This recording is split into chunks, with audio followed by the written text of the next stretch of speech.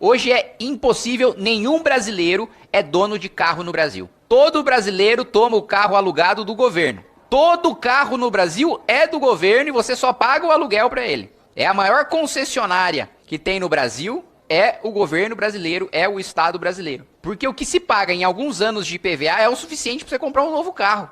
As alíquotas que chegam a 4% do valor venal dos veículos em estados como São Paulo, Rio de Janeiro e Minas Gerais, aqui no Distrito Federal 3,5%, são estabelecidas com o critério ad valorem, ou seja, com base no valor de mercado dos veículos, conforme a tabela FIPE. A experiência brasileira, entretanto, deputado Rodrigo, é fortemente diferente de outros mercados. Na esmagadora maioria das unidades estaduais dos Estados Unidos, por exemplo, cobra-se apenas uma taxa fixa e única por ocasião do registro do veículo, chamada de flat free.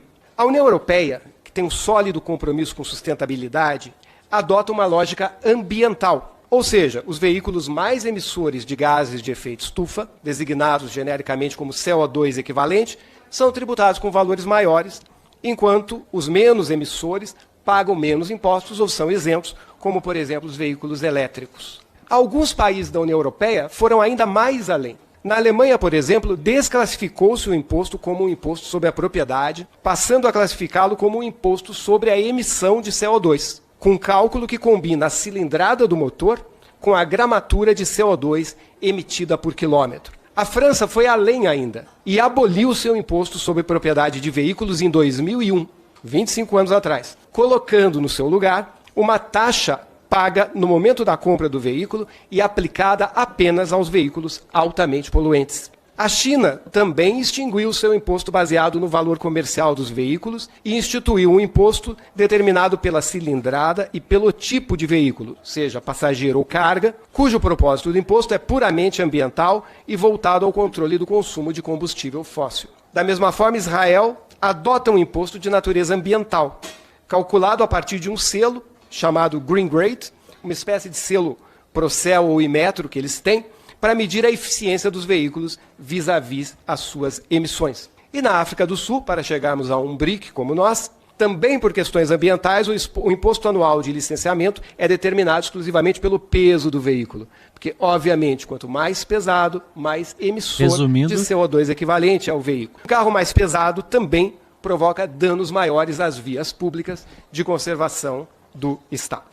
Assim, em comparação com todos esses mercados, deputado Leur, o Brasil vai na contramão, tributando fortemente os veículos novos e, portanto, com tecnologia e performance menos emissora de gases de efeito estufa e isentando os veículos mais velhos, acima de 10 ou 20 anos, dependendo do estado, que são, evidentemente, os mais poluentes.